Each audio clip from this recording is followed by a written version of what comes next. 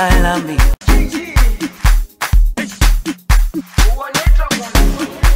Jerusalem Ikayalami.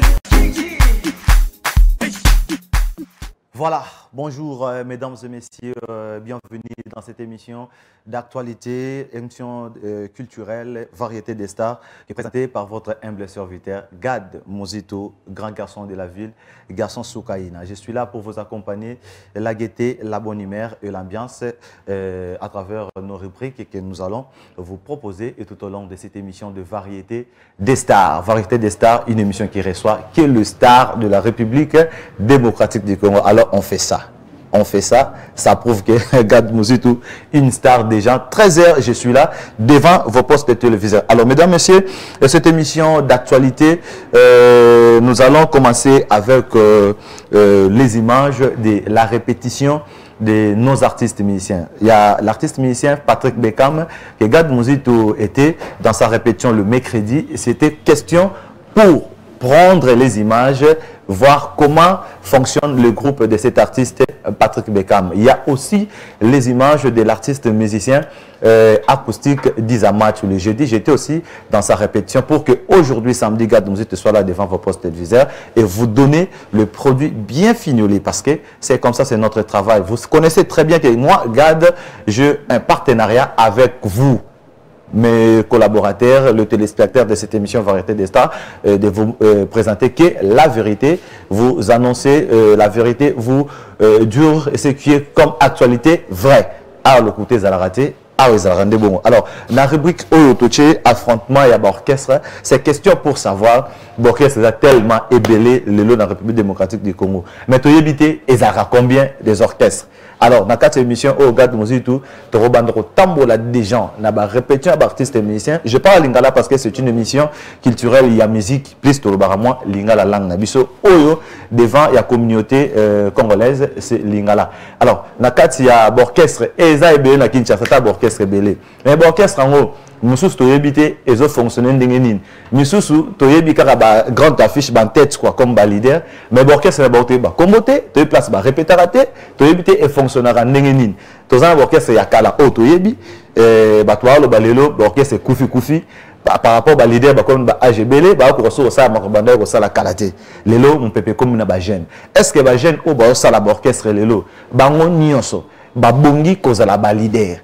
Est-ce que ba leader ya lelo au basali d'orchestre bazana makila d'être le laissant d'un leader faut que ça na makila vous la leader pour que ça l'orchestre oyoko kamba ko konza esprit ya batu et bien le diriger et yango etambola bien. Mais est-ce que tout le monde ba ça la makamo bien? Est-ce que tout le monde bazana d'orchestre auto monde mon pépé? Alors ces questions Gad Mozito lelo na elbino ba image wana et a répétition Patrick Bekam na ya acoustique d'Izamatch. Bon comparer bino bat bota la biso na bandaku to vandi pona yango te meza partie rubrique il y a émission na biso variété des stars to zana bien invité auto yamba na plateau na biso. Alors bon comparer vous qui nous regardez sur Facebook, Instagram, YouTube Bomo Comédia, écrivez-nous sur le numéro qui est affiché au bas de vos écrans où il y a le numéro de WhatsApp.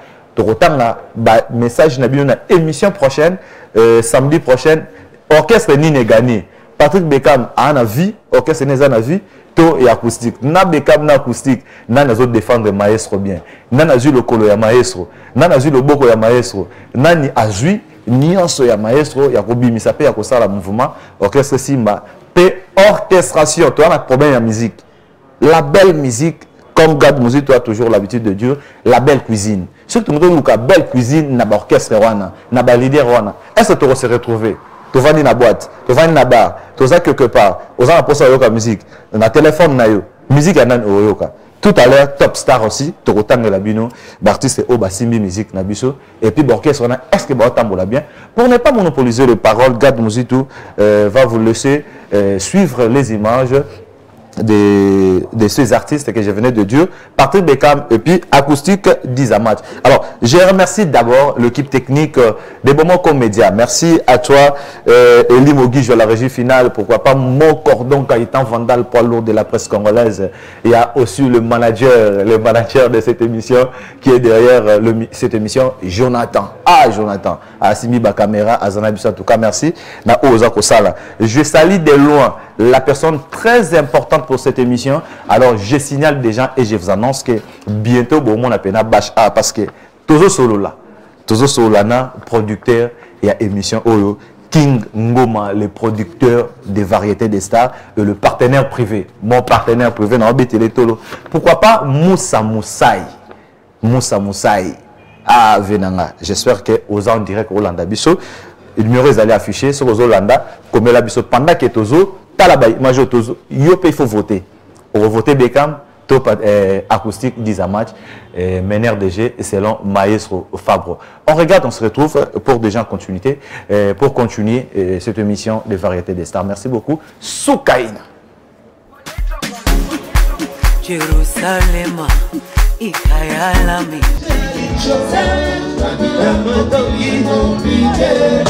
Kuna bazoka yo tia tongo aina komisa yo kufuya kuna bazoka yo shida aina komisa yo depase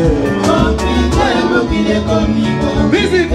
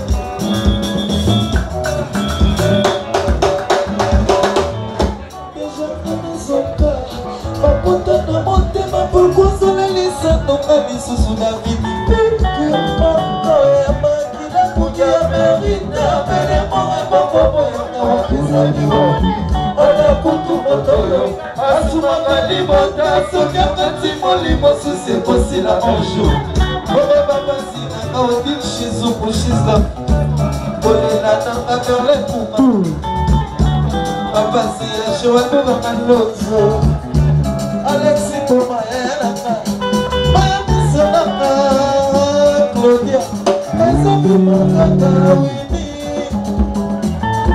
Kakusiku Maya Misonaka Kazabi Makata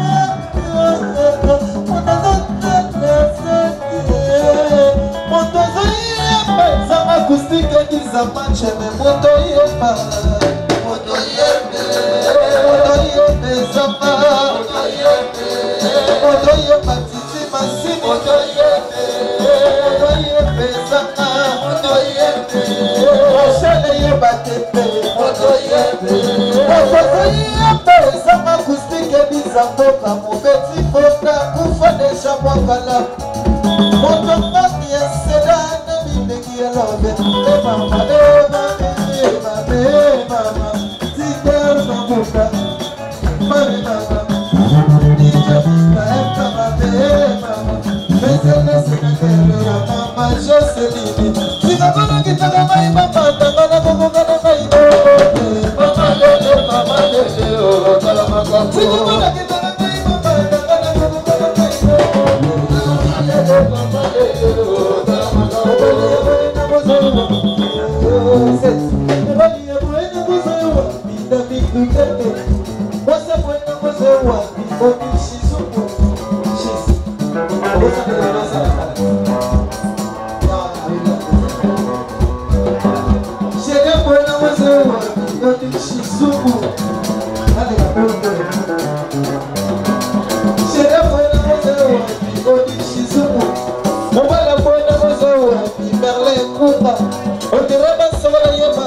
Champagne, on dirait ma parole, il y a ma putain de ma hanche. Pas la bolie, mais elle a qu'à monter ma tête dans la tête de l'eau. Ma paix, ça m'a dans le tête, il y a monté ma formation de l'eau. Ça va la gueule de ma maman, maintenant,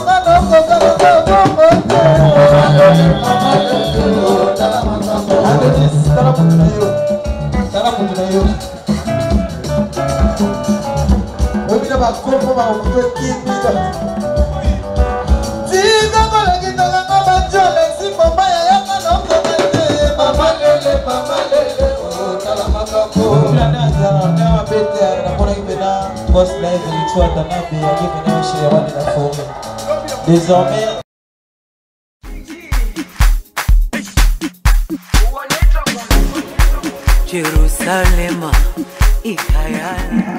Voilà, merci, nous sommes de retour dans notre plateau. Grand garçon de la ville, et je suis là pour vous informer et vous donner ce que vous voulez, vous les fanatiques de la bonne musique. Alors je venais tout à l'heure de dire votez par élément au total. Il y a répétition, il y a Patrick Beckham et puis il y a acoustique d'Izamatch. Si vous avez répétition Beckham, vous avez répétition, il y a acoustique Ndeni. Je profite de l'occasion de vous dire que l'artiste Patrick Beckham a Mimisa album naïe. Le 2 juillet, tu reçois une intégralité, il y a un clip et puis une chanson. Le 2 juillet, l'album intitulé La Chance. La Chance, c'est un album produit par One Tête Record avec lui-même le maître Fabregas Maestro. Donc, Patrick Beckham, désormais, a commis leader Yemoko, ne fait plus partie du groupe Villanova de Fabregas Maestro. Donc, Yemoko de Square, Romosa Makamnae. Tout le monde vous sentez mon pépé, vous allez pas à Beckham, vous mon pépé, vous allez pas à acoustique d'Izamatch. Vous votez, vous comme la biso, na WhatsApp, garde Mozitu, à Kotanga Yango, nakati ya émission Oyo, variété des stars. Alors, nakolo belo moko, ngaponanga, nazalaki na monaki, mais nazo sepela, ndenge orchestre ya Beckham et Bandika à Lelo. Mais Azan a plus de 50 musiciens. Plus de 50 musiciens. Oh, tout le mercredi, dans la répétition, les musiciens basés sur la test. Déjà, dans le web Sabino, que mercredi passé, les musiciens et orchestre moko boye. Na bombate, na bankite, na bimisa. Les musiciens y a Materazzi. Bango nion so ba ko la test et pas il y a Patrick Beckham. Beckham ko takama bi oh mais bon mi orchestre mundia masa nanga pourquoi? Boza la côté. OK. Biso do la na côté. Maïchola, na ebiti. Bango so pas maestro, mais lelo mon pépeza eza place au monde tala batroté bazo kende. Merci Acoustique, merci Patrick Beckham na Obosali na Obozo continuer ko sala et puis Acoustique dit à match aussi azo bimisa album nae le 2 juillet. Donc concurrence o to bandi lelo ezo kendera bongo et puis te quand même azo tala omona. Bonzo. Ba trophée roya kaka. Donc Acoustique tozo c'est l'album question bossa la biloko ya bien pour que tant top star tout à l'heure boza la rapper na 4 mais top star ya lelo ezali la belle cuisine. Top star eza ba artiste musicien au bazan actualité lelo au bazoyoka bazo consommer banzemu na bango baza ko aimer bango bazo sepela na makambo bazo sala. Alors eza na ba musicien pe au basali so belle cuisine na minute au pour le moment so za na posa yoka musique ya bien na boîte na bar na terrasse partout au tambola na zone na Kinshasa boyebi boroyo kanani. Donc top star du moment nous sommes avec Fally Ipupa ou azozo la première place il y a top star lelo na mboka na biso Congo boyebi Fally atiki batuni en son écart eza ngate eza opinion de yelo babongo balobi rocks day rocks popule. La voix de Dieu c'est la voix du peuple, donc c'est comme ça baponi déjà. Et puis deuxième top star nous avons Kofi Olomide à travers sa chanson Bado et puis featuring Auto Salana Gaz Fabulous. Donc bas millions de vues des gens na YouTube na la plateforme à téléchargement ce qui t'aime betara raboro na yango binomoro comment est-ce que Kofi na Fabulous bache bar likolo. Il y a troisième top star nous avons Inosbi.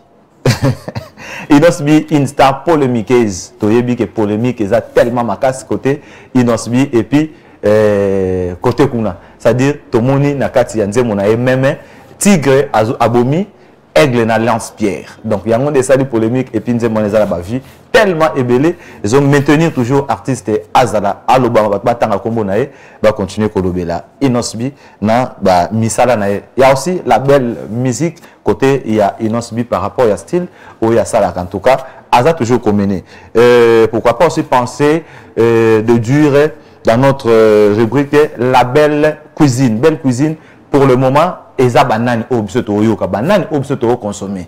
Musique, il y a banane toyoka. Nous avons Tokos, suite 2, volume 2, de Fally Ipupa, et puis l'album Contrôle. Oh, Tilelo, ils ont contrôlé.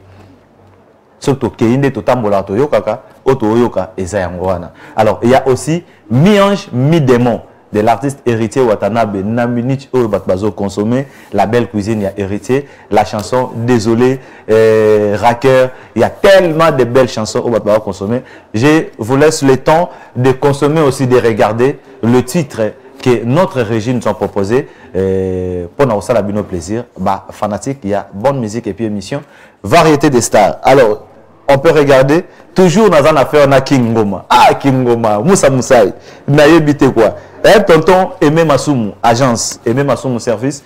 Regardez ces images, cet élément et on se retrouve tout de suite. Soukaina.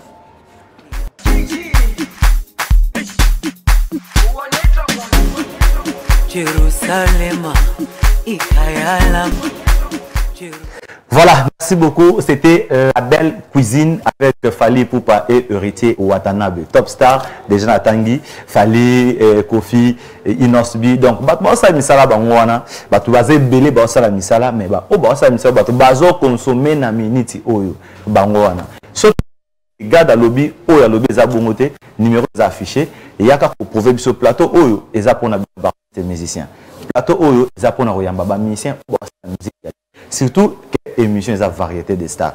Merci à toi, Assessoroba, mon vieux, pourquoi pas, Big Bro, Kaski Okuleke, il y a aussi Tonton et même Massoumou na Belgique. Il y a depuis Belgique, à l'Andabiso, na YouTube, na Bomo Comédia, pourquoi pas, na Facebook, na Instagram, Bomo Comédia, oui, mon konzabi locos en gros détail. Tonton même Massoumou service, toujours sur là déjà. Merci aussi à mon vieux Roger Mabaya, pourquoi pas, Adonis et Mayalos. Tant on a le bel Adonis Mayalos, finalement on a kilo et la famille, Zephondo Mayalos. Il n'y a pas de souci. Ridi et Kofo, l'œil des orphelins, mon ami, on est ensemble. Alors, on va regarder un interview que Gad Mouzit avait réalisé avec l'artiste Patrick Beckham le mercredi dans sa répétition. Juste après élément Oyo, Nazo Yambelabino, les amis de la Culture Award, Otoza, na TKM, le responsable, qui est venu nous voir pour que tout le belaba trophée au Patrick Beckham azui na musala mala mazo sala bato bazo ndimate bazo douter mais alors ça ça nazo mérité bomoni yango na bandeli bino na répétition na ye eza orchestre bota misika mais bomoni na seconde ngezo évoluer ce cas lui trophée mabeza donc t'es quand même aux anabiso pour na justifier ba trophée wana ba mérite yango eza par rapport et Yanine. Alors ensuite d'abord l'interview avec Patrick Bekam, ça c'est pour faire plaisir à mon vieux Moussa Moussaï. Pourquoi pas Chéribin, garçon capable qui nous regarde dans l'aéroport et mon vieux président Michel Lemukenge Chai, papa social. Landry Geko, ensuite on se retrouve sous Kaina.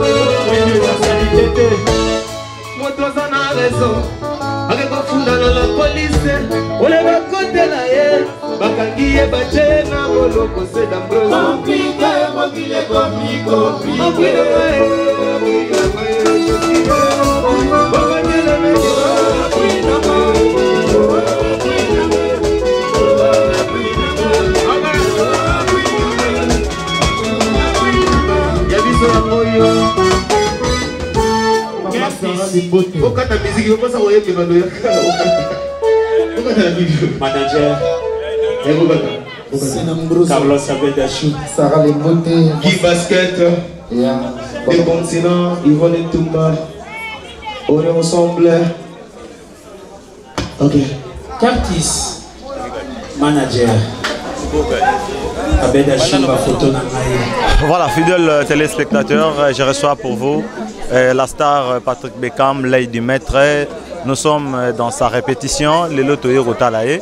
Il y a quelques jours avant de sortir, il y a album, projet il y a la chance. Alors, Toza Toyo Kapé, est-ce que les 5 ou Alobaki et Kobima, les 5 juin, parce que le Toa les deux, Toza sur les 5 et Kobima, Toza Nae.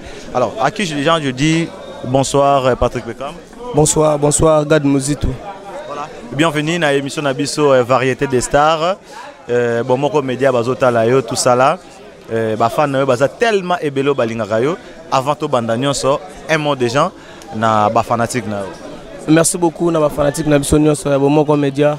On est vraiment ensemble. Patrick Bekam artiste na bino, les chansons na bino, villageois na bino, donc oiseau défendre cause tisiko donc tout ça vraiment ensemble. Merci beaucoup. Donc merci na yope nengo talanga o talamutuno na lila répétition donc on est vraiment ensemble voilà. Voilà, alors, Tobanda, Kokota, ce qu'on a bien, il y a émission Nabiso. Avant que tu bien émission, récemment, aux Aki malade, la semaine est auto les cas. Fan Bambanka parce que aux Aki invité, il y a direct, il y a plateau. Il y a quitté parce que aux Aki malade. Tu as déjà une image anniversaire le 17 mai, aux Aki na Tour Eiffel.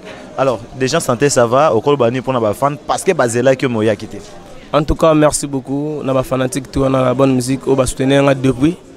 Donc, sans bango mobulu, bango bat sala que les lolés du maître, batba yoka, et c'est le moment de consommer un grand.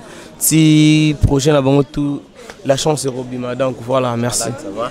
Oui, on a commis déjà bien, Yo ebikaka, na si ça va qui si lobby. Mais tellement de fans manquent déjà la semaine passée. On a vu que je faisais des fans à Kakato sur l'ensemble, tous en ensemble. Pour ça, bango mobulu. Très bien. Très bien, bah fan bazota là déjà. Alors, sur la bonne projet Nabiso et l'autre Vandeli a appelé ces projets. Il y a la chance. Fallait bima des gens au lobby na TV3. Tozana banzem obet moni des gens et c'est bimi. Maintenant projet mobimba nengo lobaki le 5 juin. Il y a des dates au Tchaki. Le lobaki le 5 juin. Le autre le 2 juin. Alors samedi des gens battent la yango. Est-ce que c'est vrai que le 5 juin des gens battent un projet à la chance mobimba? Non. Vraiment bon ko pona senga bango vraiment ba limbisa muke pona date wana Tchaki le 5 juin. Après na Tchaki date wana po na yeba idea ke ba calcul ba nini ba nde aka ba studio ba nini mais sali ke nzembo moko to baksa wana vite fait. Na monisco nenga lire nzembo wana za tellement qui peut bien na mutu mo apeki nzembo wana to na choité. Nous avons le droit de changer de date pour la plateforme. Si je ne me trompe pas, je attends sur 3 semaines dans la plateforme. Pour nous dire que nous avons la plateforme et tout. Donc, nous avons choisi de faire ça. Il faut ça pour ce qui projet Bimi.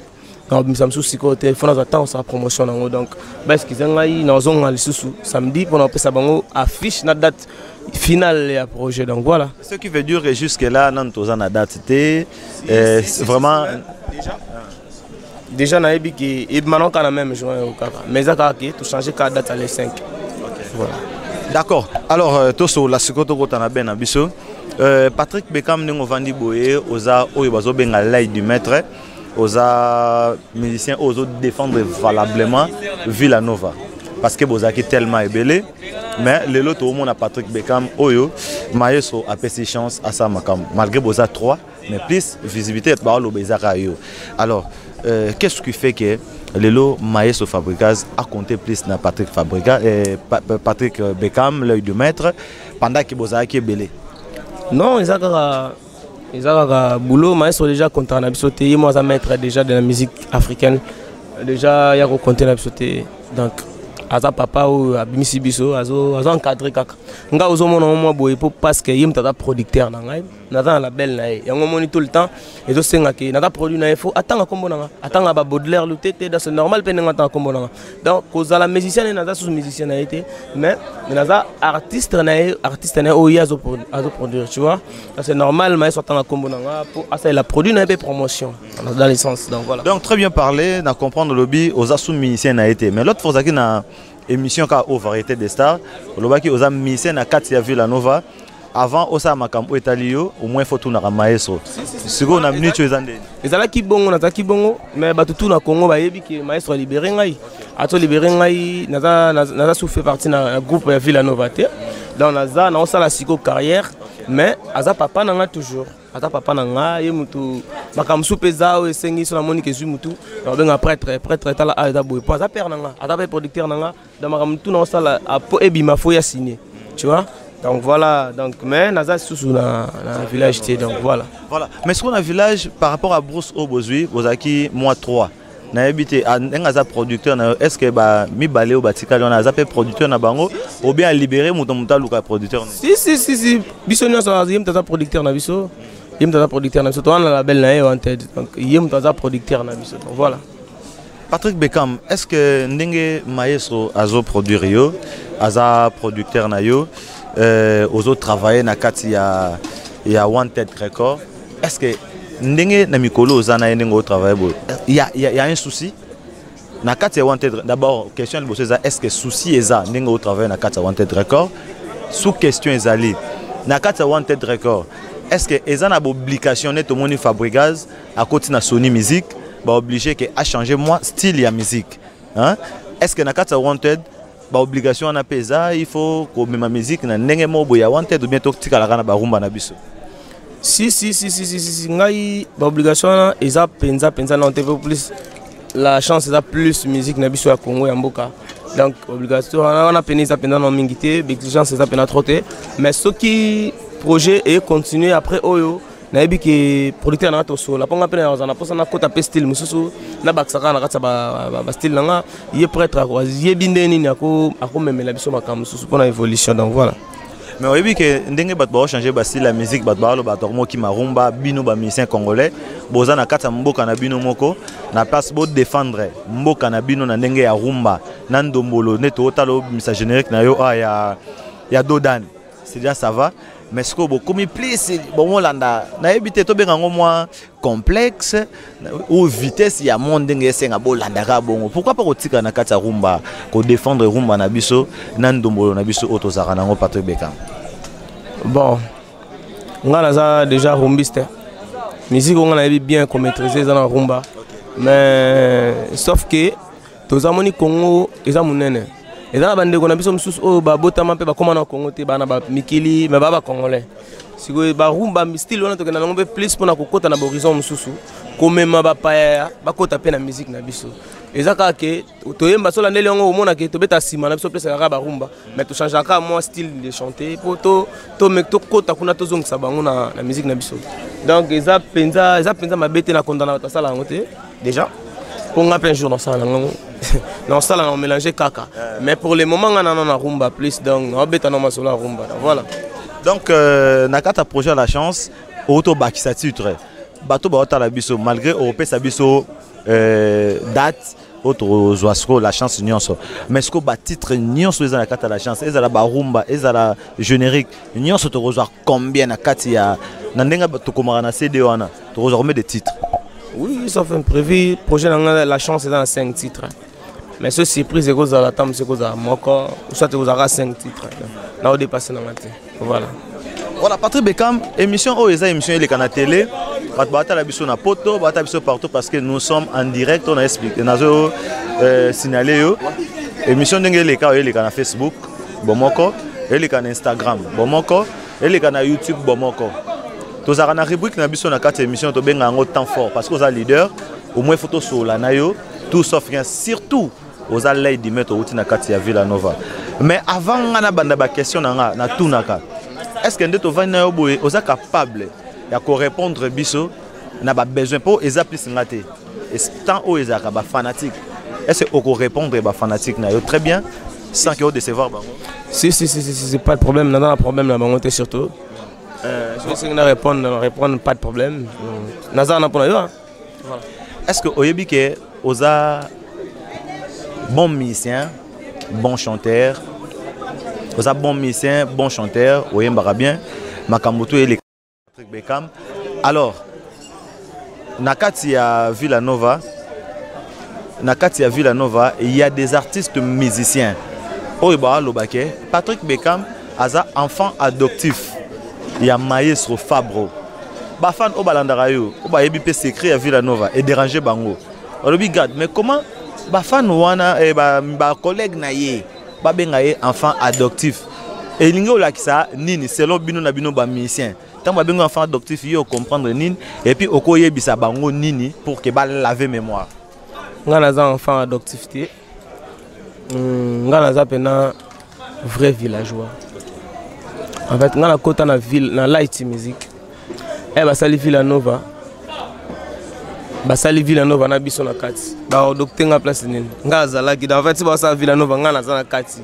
Batera qui kereza ngalbi tuna mama weza na light music eto na Kirsis to sali siko Villanova donc naza wana za na ebité na kolo babongo na ndimité ki bango pe bakolo babongo soki baza ba vrai bande ko na ngai donc voilà eza sikoyo na ndeko moko lelo alobi ayebi oza bon chanteur oza guerrier nani maître maestro apesio charge moko boyo ba benga yo l'aide du maître mais na charge o apesio l'aide du maître on dirait ozo assumer ngo bien te ya nga sengo nzela ayasiko akoma boyika ya Villanova pour abanda ko défendre makambo nyonso oyo etali Villanova, c'est-à-dire ba musicien au bazana Villanova lelo bazo meka ko chrétien maître mais yo lay di maître na ki lay na yo au salarié au boma moto na TV. Pourquoi pour papa na ngai déjà maître alakisa ngai cause la impolité cause la tétité, tu vois nga za bien instruit na aussi éducation aussi pena na palais omoni na uti na ngona palais éducation na ngai ya uti na ngo penza na palais ko memango ya ki po ndeko nanga osate mutu moya balabala a déconner na komba papa nanga ngana ya na finga e donc ndako nani on okota siko so na uti bongo po bapekisa nga papa nanga singa ko sala boite baso na sali yango ndako ya nani na okota donc nga za éducation na ngate ba oyo ba mesali na ba guerre bongo ba pona ba sala ba guerre nga eza ya point na ngate niveau na ngate ko sala ba guerre bongo donc voilà. Quelle relation vous gardez entre eux? Oh, ils ont tant fort. Tout on a ba question tout. On a vu que ils ont fan. Quelle relation vous gardez entre eux? Na binafile, yo na acoustique, yo na nani vibrator. Parce que bangonde ba binu se besoin ba combo ya ba contre-maître, lady maître, élève du maître. Est-ce que vous gardez bonne relation na bango ou bien combo lady maître ya kipo et effacer contre na élève? Non, on a déjà une bonne relation. Baza bande ko ngai lo les athées. Tout ça bien. Baza la paix bien côté bazali, n'a pas problème na mututé. Donc ngana sa boulot ngai na bimi pona défendre ba villageois ba villageoise na ba fanatique to la bonne musique na Congo pe libanda. Na yeka ko sa musala. Makambo etikali faut ko luka ba porter parole ba salango. Gai ya makambo nanga te quoi. Voilà. WhatsApp, les anzembo oyo na kati la chance. Ce que par exemple oyo ki yango quelque part peut bimi un titre ya WhatsApp. Peut-être moi différence à maloba. Mais côté bimeli eza na kati kaka ya monsisa. Il y a Villanova, il y a Light Music tout ça là. Maintenant yo étant que Light di maître, au gérer on est non. Nyo se les galango bien. Non, c'est les bien. Tout ça, la rap musique pour Namboka, garde musique. Non, c'est les bien, non, c'est la bien. Donc voilà. C'est pour la fan, ah, tu répondre des fanatiques. C'est pas fan ou ana. Ndeng non, c'est les allés là. Ils sont bien pour Nabango. Bango donc même bafle et beta na yolo. Yango beta langaba, yango beta ni donc télé wana ka yango les capé la personne wa yemba c'est moi. Donc ndeng non, c'est les allés, ça va bien.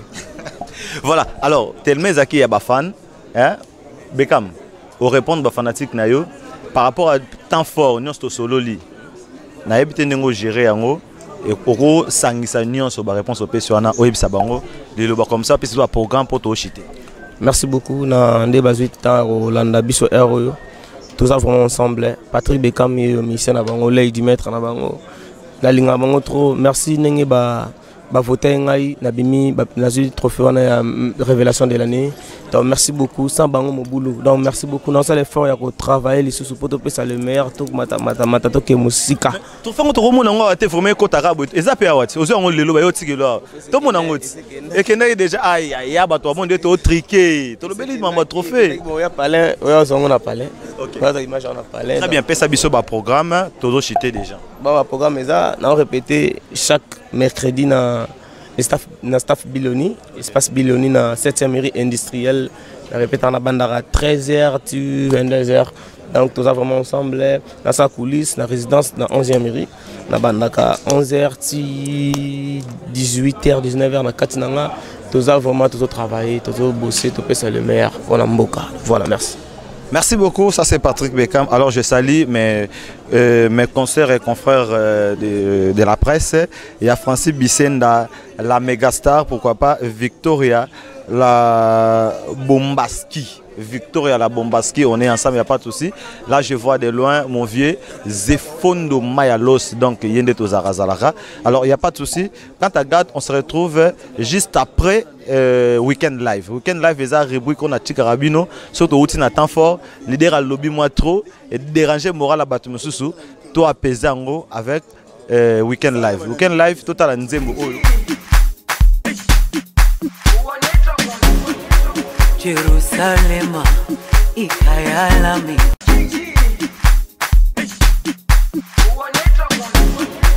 Jerusalema ikayalami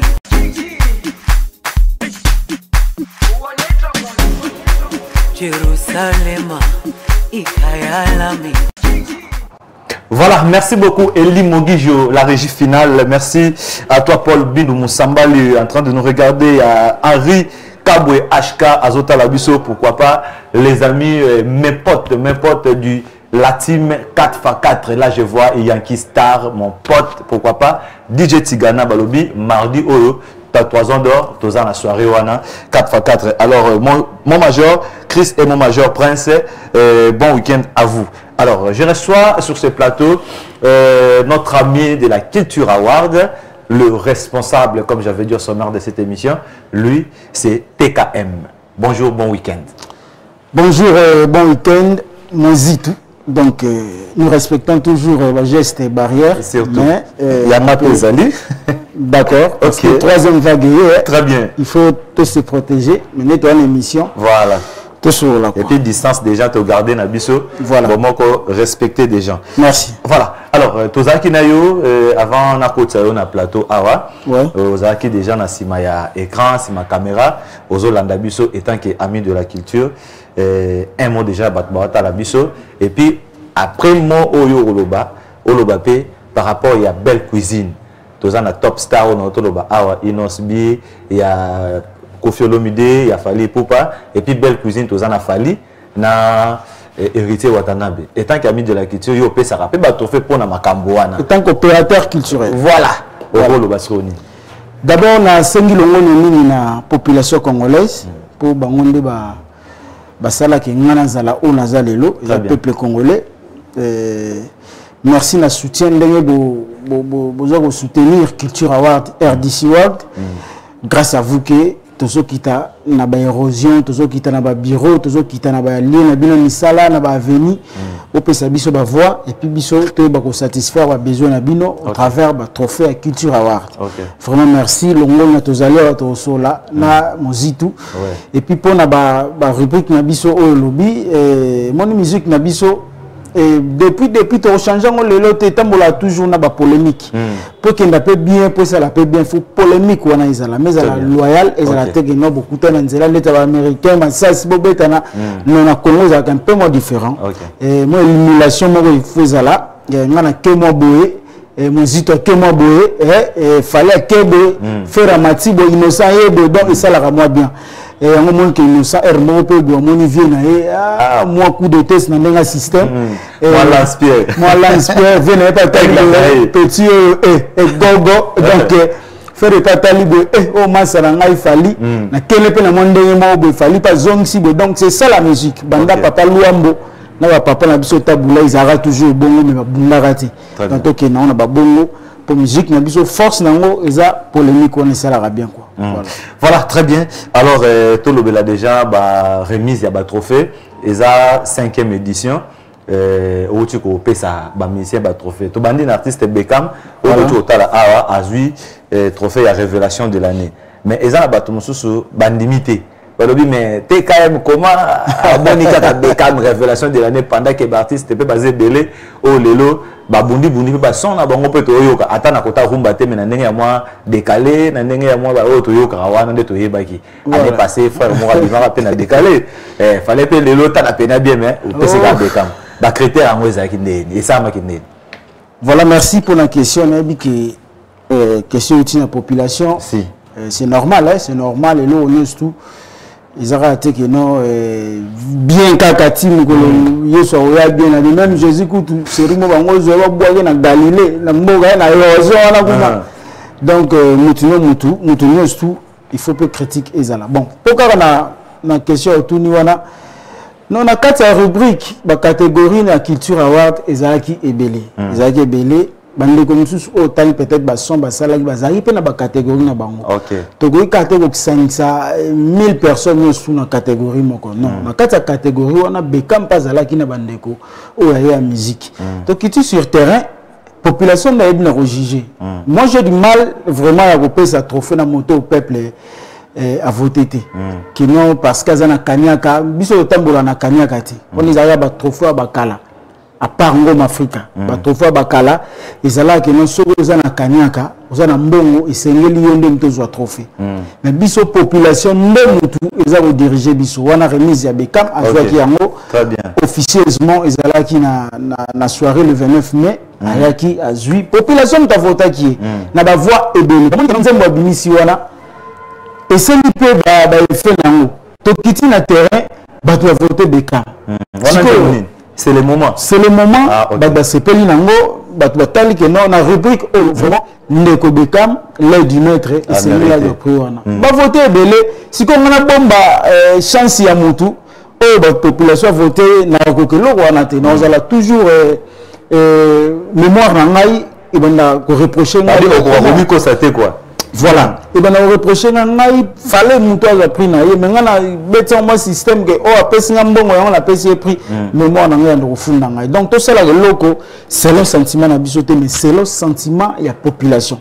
Tant que voter ndeti président Mboka Fachi Félix Antoine Tshisekedi excellence papa na biso Fachi be béton mais biso te mutu okendaki kokenda po Fachi apesi mbongo apesi akememe on a seni o boni ba non ezaki population biso moko tokendaki makolo tina seni na baba place na biso ba vote to voter et puis lelo pe bimi président même na ba député c'est comme ça bon on a ba culturel na biso pourquoi to vanda ka na salon place à manli ndeti za na bomoko média total que non mikolo eza x to y neto pe c'est trophée non culture award déjà trophée à nation tokita sur terrain et puis to pesi trophée na moto population a saigné let's be comme na bande konyo surtout eza peuple muta voter bango yango nande to zui ba trophée na bango par rapport à mémoire Bakbaye Bappé 5e édition ngo ezaki artiste nino bazaki nominé oyo bazui ba mérité ba trophée na bango à part Bekam pour ezala moi bien na bato ba Hollanda biso parce que les artistes moko pa être atuna ki ngabi na zwa ki trophée mais ba yo tikela ngango te na ko sala ndenge na zo wana 3 jours na yipte yo pe kam to pesa ki kaka 3 jours moi na Congo elo etali trophée za culture award il trophée la solo Ngom Africa c'est là donc culture award yango na ndo mutu ali pour la question meilleur artiste Zaki Fali Poupa délégation na yaki na soirée bazwaki prix voilà officieusement toujours la programme yo sala officiellement to kenda kopesa aigle meilleur live homme acoustique Izaki acoustique qui a fait rigola to monaki Marc Aouza yaki na équipe mobimba ba DG Mpolo déjà peu mikolo toujours bongisa to kenda rotika officiellement mais prix de la guitare Izaki Marc Aouza donc ayaki azu prix na yemoko ayaki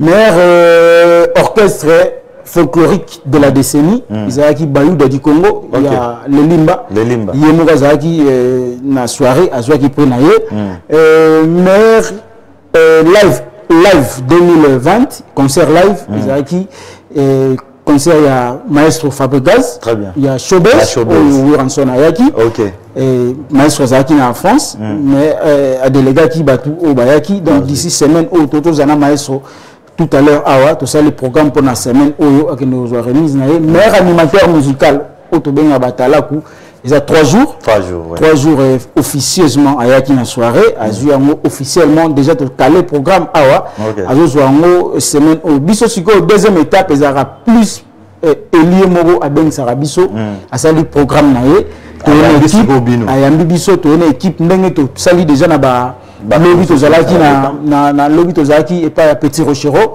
na matonge maki meilleur prix d'interprétation musicale donc to zalaki wana na matonge na mona kin to remettre qui est officiellement trophée naé to zali pas qui que dit meilleur artiste et comédien na matete lobby to remettre qui est to remettre pas de la star meilleur humoriste to n'a pas Bekam l'aide du maître to pesa qui na la répétition to kenda qui est pas c'est-à-dire baza et pas de best mais meilleur prix à film style africain donc style Nyasa Larawana et puis baza ebele to qui 75 élus au bazwaki sur 250 nominés donc Motonio so a reçu trophée naé par rapport à boyi bande comme sous ba voir sous pour ça là au moins 7 trophées à Pamba mais baza 50 élus comme que non pour de quoi ça trophée comme problème comme à quel pas musique tout parce qu'on a notre trophée on a tout me pèse en il faut na lié à porte rejoindre ni mais bazana ba sponsor na sima o ba liaki mbongo ya bato mais biso culture award wana autant na sima ta au pire ezate mais makambo to ça la monde nini au pire ezate mais vous ça m'a étranger bazo mérité et puis bato bazo uta mozi to faut batsa ba pays ezo uta ya Afrique et Europe dans ko baza ya édition oyo meilleure éditrice aza madame Flora aza ivoirienne ayaki na délégation ambassade ni surtout na soirée bayaki bazo ko ba pris na bango awa to tiki pe officiellement to pesi bango et puis d'ici peu temps bazonga kuna yangola bayaki chouchou play meilleur artiste féminin ayaki auta yangola na équipe na ye bazwaki ya France prix de la SAP ils a Roby moi na modego ja Franco Ferry mais c'est Roby vraiment il y a en France délégation à France et yaki ils ont pris Afrique d'ici prix du sport les Sud-Africains la catcher champions des filles délégation et yaki donc bandeko bazo uta ba pays bazagoya bazo trophée et ça va un sponsor bien sûr sponsor a ko soutenir biso na ba problème sur ça nango mais tout tika esprit na pour ça les locaux il faut sponsor kaka so que za tenga na kiti na maboko moi sponsor ou pas j'avance mais ce que les ça la monde parce que c'est ngambongo parce qu'on a na za sima ba na so zo vimba c'est que maman na yaza na sima parce qu'on a évité au moins secret mo na lobango ka lelo na émission na biso variété des stars babaka moi mais pourquoi naza réaliser ba makamini ni bo naza na sponsor te mais sponsor à l'équipe ba sponsor ni soazali Jésus-Christ au moins ils sont autour na quoi na bino mozitu même directeur Gaïta Vandal ayebi to banda na banda ba RL TV tango wana ando pesa nga conseil moko abiteka tango sala musana biso o musala na wansi na pas juste de tant que porte-parole mais mango na limemia mais mango na moi ba crédibilité moko boye yango pe na mango ti le culture award so que zui respect na miso batoji valeur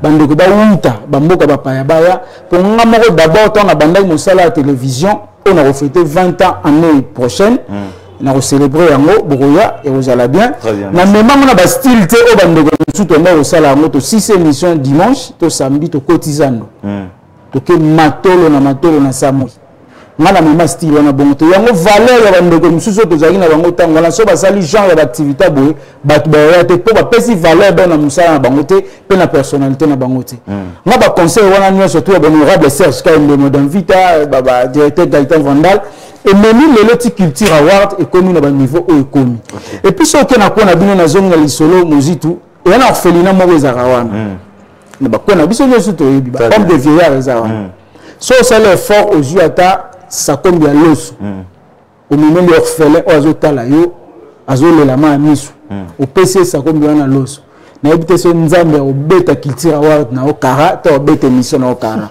au monde ba sponsor ba oyebi parce que déjà nazali président ya orphelin parce que ngamo orphelin ya papa na maman voilà parce que ya maman kaka biso ba orphelin to ara boy yango nzambe patika biso te yango ya li secret réussite ya culture award il faut donner aux pauvres et puis pour avoir prêté emprunter na nzambe ndenge bible et le lobby nazongi place au lobby parce que nga nazolanda yo vraiment de près et puis téléphone na ngande na vandia ba message ezokota bato bazo signaler biso pe garde muzito moi koto outi koloba awa Dollar Star azui prix ya meilleur humoriste mais celui totali na ba humoriste nyonso oyo Dollar pe ayo yeba na bimi eza source nango ezali B1 show ya Dauphin Mbula Matai alors na kati on appelle ba grand humoriste oyo ba ningisa mboka na biso côté humour bazali neti ba papa lagi baza na kati wana yé moko Dauphin Mbula Matai de grand humoriste mais ndenge nini Dollar Star ko mériter trop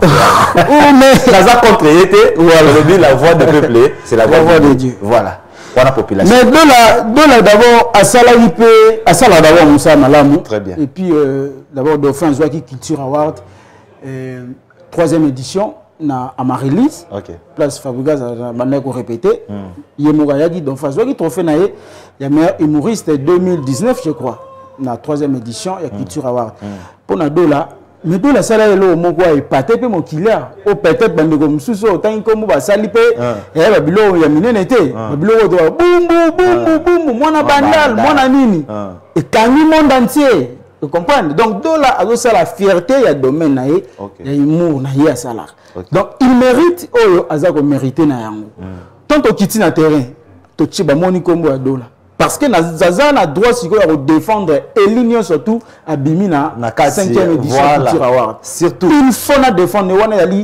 c'est l'article aux Zali na Katia Asbel les amis de la culture.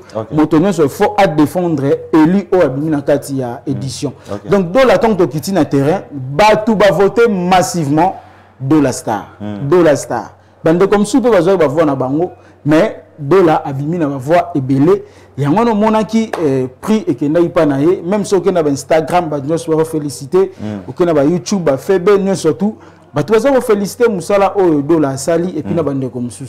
Très bien. Alors tu quand même na tiki op mamuke comme ça tout la ba image yango pour tous ceux qui des gens cochité na émission na biso Eli Mogijo régie finale le balancer ba image wana ya trophée batu ba mona ezaka li solo teke ba monika ya Beckham et batu musunde ba soki ba monité chango batu ba mona vite fait comme ça tous on rapporte désannoncer déjà émission na zoe bisabino Adonis Mayalo ça zo biso ba signe et puis King Ngoma oui mon privé il y a des partenaires caractère bon mon abache tous changer ba karo les associés et comme il y a King Ngoma voilà Soukaina c'est parti.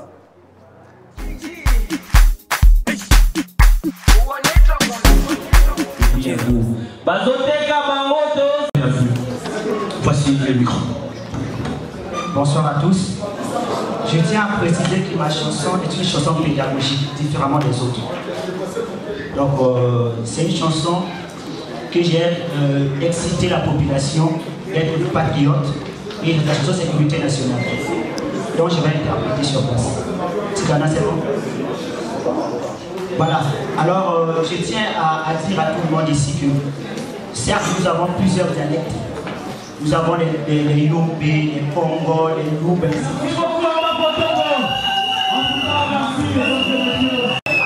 La pression ne fait que monter, mesdames et messieurs.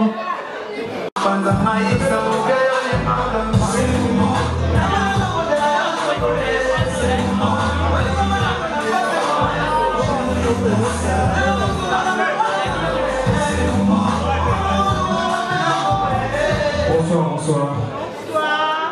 En tout cas, merci beaucoup à ma villageois, merci beaucoup à maître Fabregas, à ma conseil, chaque jour pour les affaires, pour les enfants travailler un jour, pour mériter pour les. Dans ça l'effort et retravailler, ils sont secours, la paix c'est le meilleur. Ouais, merci beaucoup d'avoir traversé le travail et projet la chance. Au maître Fabregas, à ma villageois, et autres membres à la vérité, tout à la suite, merci beaucoup.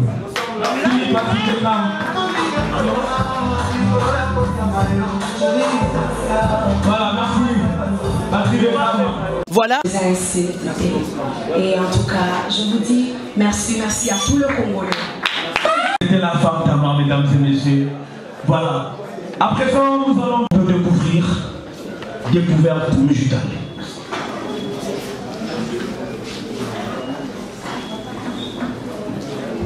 Prix de la découverte musicale 2020 Culture Award RDC World.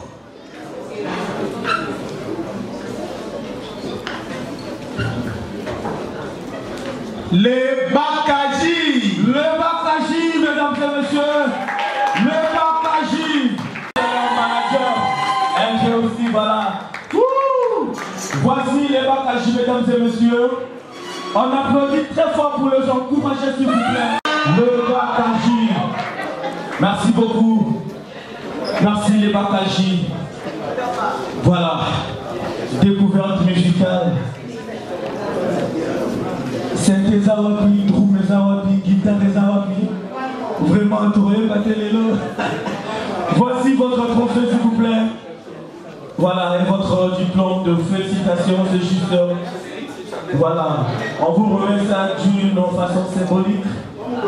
Voilà, on va s'organiser pour venir vous remettre ça dans votre lieu de compétition. Manager, un mot s'il vous plaît. Bonsoir à tout le monde. Nous qui sommes culturels et qui croyons que la culture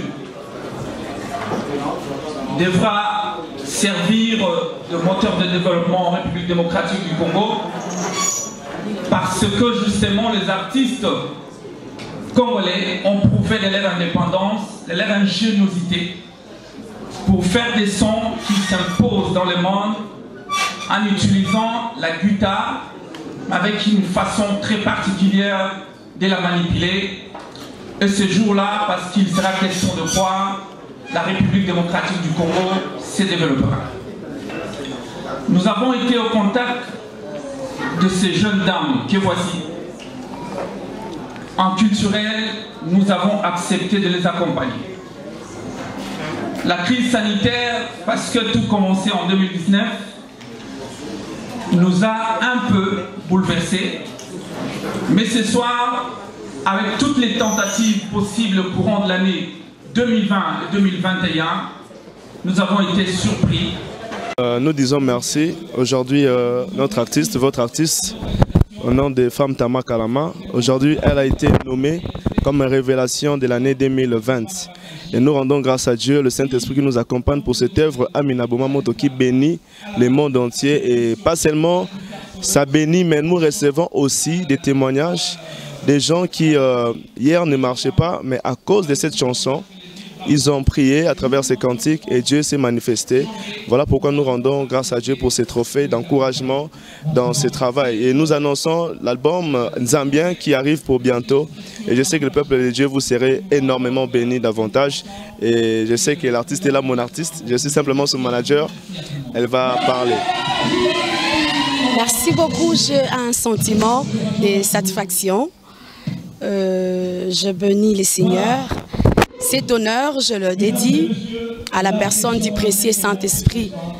C'est grâce à lui que nous sommes en train de marcher avec impact, avec les actes. C'est lui qui est en train de convaincre le cœur. Merci à tous ceux qui nous soutiennent. Merci beaucoup à mon manager. Merci beaucoup à mon mari.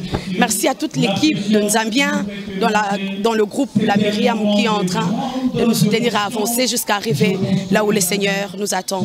Soyez patients, consommez l'album Nzambien qui a 8 titres et le prochain titre encore qui sera une forte bénédiction pour nos esprits. Que Dieu vous bénisse au nom de Christ Jésus.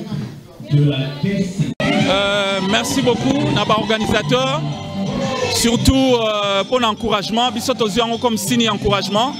Banaba Kaji, Africa, c'est symbole. Il y a existence réelle, il y a parité en République démocratique du Congo. C'est-à-dire que mon que basi le lenge le ko mibali bazoko sala oyo ezalaki lobby lokola misala exclusivement ya basi et biso tondimi ko accompagner yango. Je pense que oyo ezali elembo elakisi que pendant que biso tozako kanisa neti nanu makambo bandité tozoko bongisa nzoka te batu basi ba monaki biso to lobby merci na culture award donc oyo ezali kaka ibandeli. Mais je pense qu'avec coup de pouce oyo et parce que sur le plan talent, redouter ne l'autre, nous sommes en train de Kaja ou Ezali, bana oyo Congo est formé. Jérusalem, Ikaya. Voilà, merci beaucoup Eli Mogijo, notre régie, donc Ezawanessa Moussala Kitoko. Alors, je reviens sur ce plateau avec mon invité, TKM. TKM, toujours continue là. Tout à l'heure, tant que la image Oyo, Moutouma Komelinga Awa, na WhatsApp à lobby, na tuna yo lobby, aux sponsor au Salaka, Maramboka, na Bonzambe. Mais ce que, trophée aux opérations, yebike, bino, organisateur et biloko Oyo.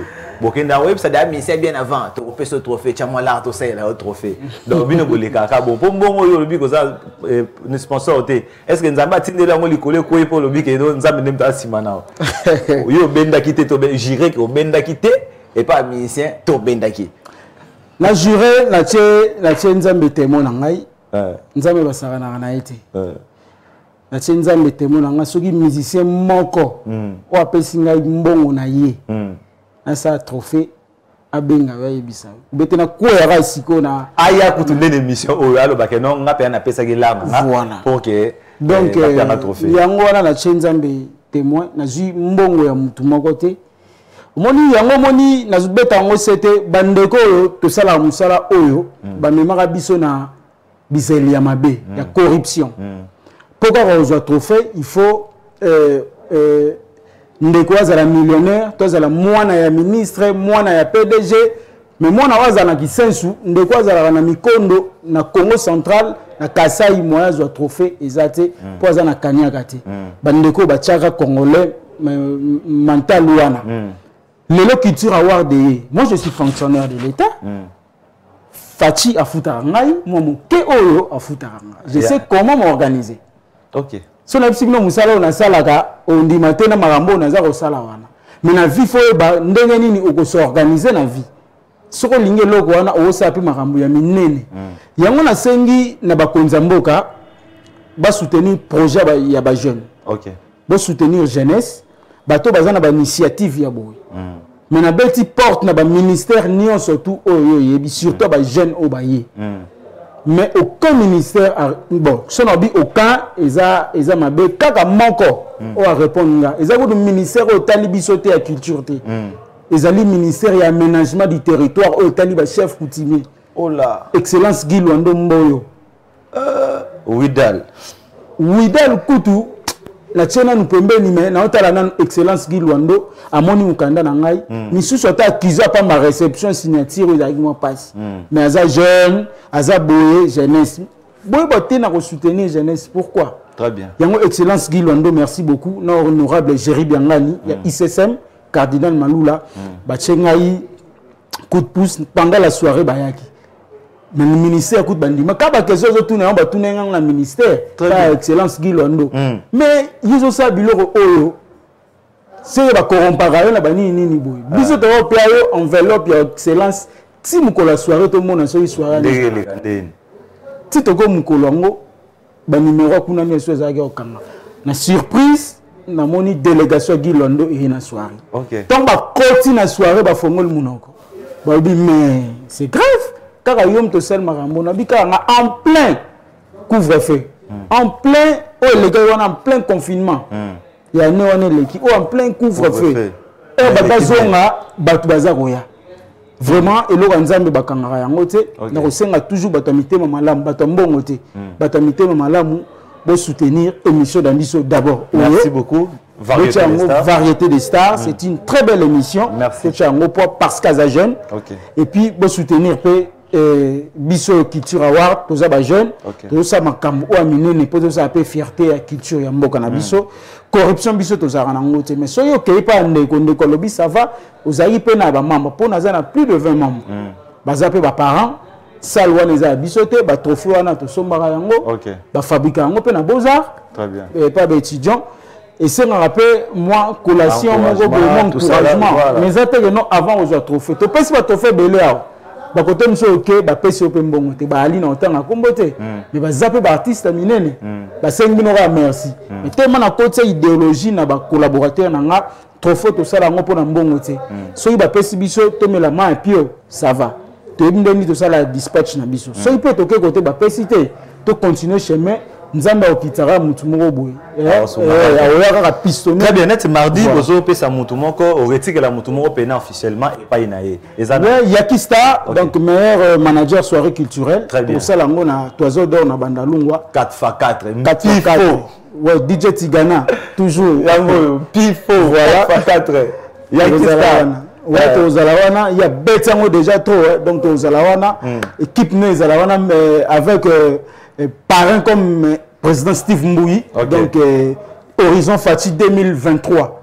Président Steve Mbouyi, parrain à soirée. Le jour où on a café au Saranaté, Steve Mbouyi. Donc, ressentir la vitesse de déjà, au Congo, tu as déjà une mission Missou, à toi qui tourne la mission.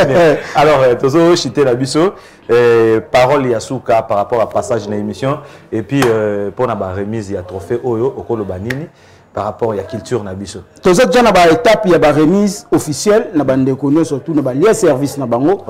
Dimanche passé tous aki na terrain au calme na lingwala remise à trophée à meilleur joueur révélation 2020 Glody Kikwama il y a Renaissance a joué prix en plein terrain ici comme ça na ye organiser qui vraiment match munene to kepe to tike bande comme susu ba femme Tamar bazana to moni ba image o nzambe tselanga na se nzembo yo beta mikolo yo bande ko baza ebele bazwa ba trophée na bango tozo kenda kotika a pas tortue malembe et puis ndeko nyonso arozwa ba trophée na ye eza déjà prêt ba trophée tout eza nango na bureau au fur et à mesure ndeko tozi programme to kenda kotika mama Eminado semaine o eza hier rozwa vraiment baza ebele o ba rozwa ba prix na bango. Bientôt, nous allons la culture award provinciale dans Congo central, deuxième édition. Pour nous avons deux formes de culture award provinciale na RDC World. Provincial les abandeko ça misalama bien na ba province. Kuna peto kendaka première édition zaki na Congo central, deuxième édition. Kuna pour cette province na Colosie mais dit ba problème aux na gouvernorat kuna ya moto zonga na nzela makolo na biso ya Congo central. Tout ça là lisusu prix na biso na culture award provincial et puis na ba vac awa ba fin de l'année tous un festival moko tous a salisa munene festival on a so na cheka ka kombo landa na sima ba wela ngo ba ozwango donc na bombi festival et loro nini point d'interrogation mais to lo bango ka so de komi prêt voilà mam na biso era raté tout au sala nzamba cha biso appui au moni que appui nanga e be kama embi appui voilà merci donc c'est très ngona on a contact plus 243 89 79 28 630 089 79 28 630 au Gozwa ngai au soutenir projet Oyo et Culture Award et puis maramna sou Erokenda très bien alors vraiment merci beaucoup na Bomoko média télévision directeur Gaëtan Vandal donc les coordonnateurs et le patron Jean-Paul Moutamba Tchivouila le chapiteau le patron Jean-Paul Ilunga Chivouila. La canne blanche, les véritables œufs uniques. Mon on moi pour na patron na biso Ilunga. Tant que nous avons un frère côté moko boye, to investir peu pour na mboka na domaine moko songolo ozo peu ba jeunesse ba sala musala. Patron zo gagner un franc quelque part à investir na mboka tala lelo yo engagé ba mozito atali kombote mais engagé yo pour ezanango famille quoi. Donc félicitations à boss na biso. Et puis félicitations na peuple congolais Mobimba, Culture Award RDC ESA Trophée à Nation Mobimba. Merci beaucoup. Merci beaucoup. Alors quand tu Gad Mozito, nous sommes déjà à la fin de cette émission. J'ai des annonces, mon émission d'aujourd'hui samedi. Alors rapidement, je remercie les personnes très importantes pour cette émission. Il y a Moussa Moussaï, il est derrière cette émission. King Ngoma, le partenaire privé derrière cette émission. Il y a Kassai Bilama et Kassai Jos Bilama, l'empereur de Montréal, il y a Talabiso, na Canada. Maître Makayabou, pourquoi pas Maître Chalako, et il y a aussi Colonel Bienvenue à Couloir, aéroport Kimbout, on est ensemble. Eric Lapape, l'actualité, Azoko a déjà mabélé, Nadé Namukolomoko Etikali, et à outil 001. Eric Lapape, l'actualité. On est ensemble. On se retrouve aujourd'hui à 22h pour la rediffusion de cette émission et mardi à 15h.